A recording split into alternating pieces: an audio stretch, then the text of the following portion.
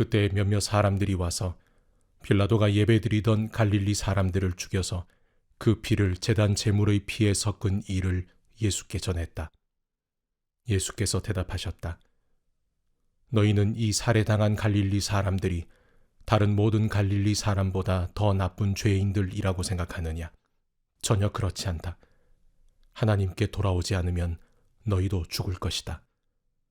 또한 며칠 전 실로암 탑이 무너져 덮치는 바람에 거기에 깔려 죽은 18명의 예루살렘 사람들이 다른 모든 예루살렘 사람들보다 더 나쁜 줄 아느냐? 전혀 그렇지 않다. 하나님께 돌아오지 않으면 너희도 죽을 것이다. 예수께서 이런 이야기를 들려주셨다. 어떤 사람이 앞마당에 사과나무를 심었다. 그가 그 나무에 사과가 있을까 해서 다가가 보니 하나도 없었다. 그가 정원사에게 말했다. 어찌 된 일이냐? 이제까지 내가 3년이나 이 나무에 와서 사과를 찾았지만 하나도 얻지 못했다. 찍어버려라. 무엇 때문에 좋은 땅을 더 버리겠느냐? 정원사가 말했다. 1년만 더 관심을 기울여 보겠습니다. 제가 그 둘레를 파고 거름을 주겠습니다. 내년에는 열매를 맺을지 모릅니다.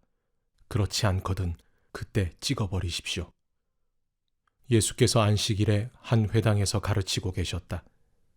거기에 관절염으로 몸이 뒤틀리고 등이 굽어서 고개조차 들 수 없는 한 여자가 있었다. 여자는 18년째 그 병을 앓고 있었다. 예수께서 그 여자를 보시고 가까이 부르셨다.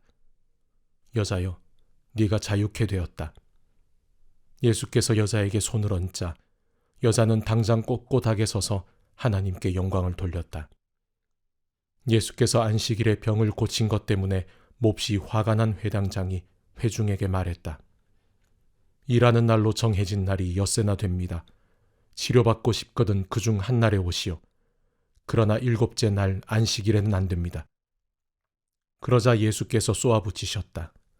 너희 사기꾼들아, 너희도 안식일에 자기 소나 나귀를 풀어서 외양간에서 끌고 나가 물을 먹이는 것을 아무렇지 않게 생각한다. 그런데 내가 사탄에게 18년이나 매여 있던 이 아브라함의 딸을 풀어주고 그 외양간에서 끌어낸 것이 어째서 문제라는 말이냐. 예수께서 그렇게 말씀하시자 비난하던 자들이 말문이 막혀 얼굴을 붉히며 떠나갔다.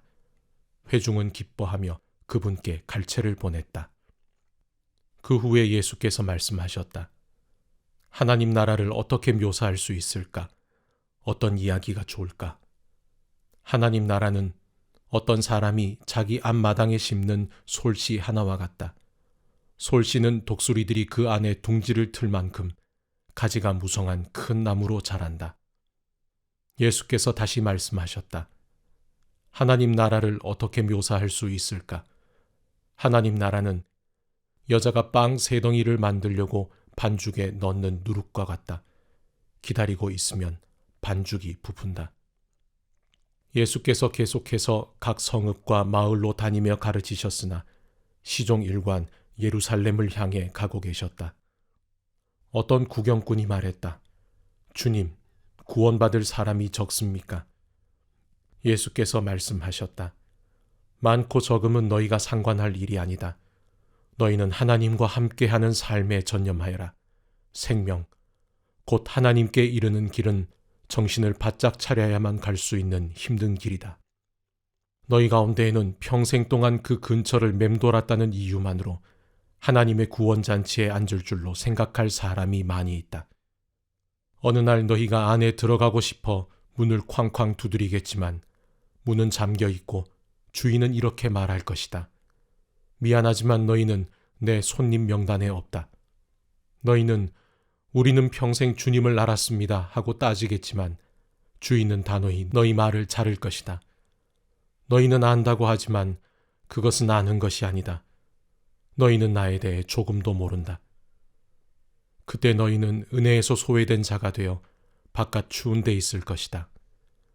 너희는 아브라함과 이삭과 야곱과 모든 예언자들이 하나님 나라로 행진해 들어가는 것을 볼 것이다.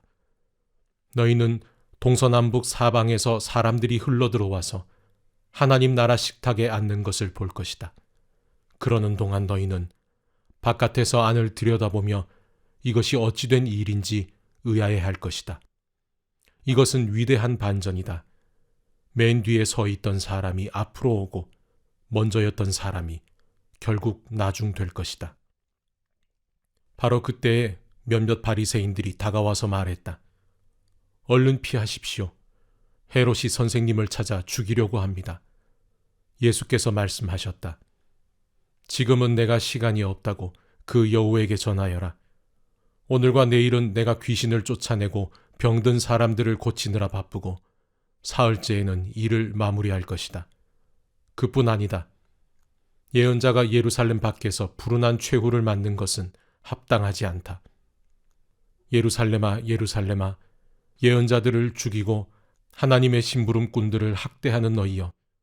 암탉이 제 새끼를 날개 아래 안전히 품듯이 내가 너희 자녀들을 간절히 모으려고 했으나 너희는 거부하고 돌아섰다. 이제는 너무 늦었다. 너희가 복되다 하나님의 이름으로 오시는 이여 하고 말하는 그날까지 너희가 다시는 나를 보지 못할 것이다. 한 번은 예수께서 바리새인의 최고 지도자들 가운데 한 사람과 안식일 식사를 하러 가셨는데 손님들이 모두 그분을 주시하며 일거수일투족을 살폈다. 바로 그분 앞에 관절마디가 심하게 부은 사람이 있었다. 예수께서 그 자리에 있는 종교학자와 바리새인들에게 물으셨다. 안식일에 병을 고쳐도 되느냐 안 되느냐? 그들은 묵묵부답이었다. 예수께서 그 사람을 데려다가 고쳐주시고 돌려보내셨다. 그러고 나서 말씀하셨다. 여기 있는 사람 가운데 자기 자식이나 가축이 우물에 빠졌는데 당장 달려가서 끌어내지 않고 안식일이냐 아니냐를 따질 사람이 있느냐? 그들은 대답할 말이 없었다. 예수께서 식탁에 둘러앉은 손님들에게 계속해서 이야기해 주셨다. 사람들이 저마다 밀치고 상석에 앉으려는 것을 보시고 예수께서 말씀하셨다. 누가 너를 저녁 식사에 초대하거든 상석에 앉지 마라. 주인이 너보다 더 중요한 사람을 초대했을 수도 있다. 그런 경우에 주인이 와서 모든 사람 앞에서 큰 소리로 당신은 자리를 잘못 잡았소. 상석은 이 사람의 자리요 할 것이다. 그러면 너는 부끄러워 얼굴을 붉히며 마지막 남은 맨 끝자리로 가야 할 것이다. 저녁 식사에 초대를 받거든 맨 끝자리에 앉아라. 그러면 너를 초대한 사람이 와서 친구여 앞으로 나오시오 하고 반드시 말할 것이다. 그 일이 저녁 식사에 온 손님들에게 화제거리가 될 것이다. 내가 말한다. 너희가 거만한 태도로 다니면 결국 코가 납작해지고 말 것이다. 그러나 너희가 너희 있는 모습을 그대로 인정하면 자기 자신보다 큰 존재가 될 것이다. 예수께서 자기를 초대한 사람에게 말씀하셨다. 다음번에 네가 저녁 식사를 베풀거든 네 친구와 가족과 잘 사는 이웃들, 곧 호의를 갚을 사람들만 초대하지 마라. 한 번도 초대받지 못하는 사람들, 가난한 지역에 사는 소외된 사람들을 초대하여라. 그러면 네 자신이 복되고 또한 복을 경험하게 될 것이다. 그들은 호의에 보답할 수 없겠지만 하나님의 사람들이 부활할 때 그 호의에 대한 보답이 있을 것이다. 반드시 있을 것이다. 그 말에 손님 가운데 한 사람이 응답했다. 하나님 나라에서 저녁 만찬을 먹게 되는 사람은 정말 복이 있습니다. 예수께서 그 말을 이어받으셨다. 그렇다. 어떤 사람이 성대한 저녁 파티를 열어 많은 사람을 초대했다. 식사 시간이 되자 그는 초대받은 손님들에게 종을 보내 말했다. 오십시오. 음식이 다 준비되었습니다. 그러나 초대받은 사람들이 한 명씩 핑계를 대며 거절하기 시작했다. 한 사람은 나는 땅을 좀 샀는데 가서 둘러봐야겠다. 미안하다고 전해라 하고 말했다. 또 한 사람은 나는 방금 소 5쌍을 샀는데 꼭 가서 부려봐야겠다. 미안하다고 전해라 하고 말했다. 또 한 사람은 나는 신혼이라 집에 있는 아내에게 가봐야 한다 하고 말했다. 종이 돌아와서 주인에게 사정을 보고했다. 주인은 격분해서 종에게 말했다. 어서 시내의 큰 길과 골목길로 나가거라. 가서 제대로 된 식사가 필요한 사람들, 소외된 사람과 노숙자와 불쌍한 사람들을 눈에 띄는 대로 모아서 이리로 데려오너라. 종이 다시 보고했다. 주인님, 명령하신 대로 했는데도 여전히 자리가 남습니다. 주인이 말했다. 그렇다면 길거리로 가서 아무나 만나는 대로 데려오너라. 나는 내 집이 가득 차기를 원한다. 내가 너희에게 말한다. 처음에 초대받은 사람들 가운데는 아무도 내 저녁 파티에서 먹지 못할 것이다. 하루는 많은 무리가 예수와 함께 걷고 있는데 예수께서 돌아서서 그들에게 말씀하셨다. 누구든지 내게 오려는 사람은 아버지와 어머니, 배우자와 자녀, 형제자매, 그리고 자기 자신까지 내려놓지 않고서는 내 제자가 될 수 없다.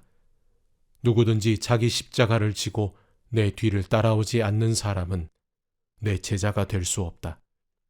새 집을 지을 계획이라면 집을 다 지을 수 있을지 비용을 계산해 보지 않을 사람이 누가 있겠느냐.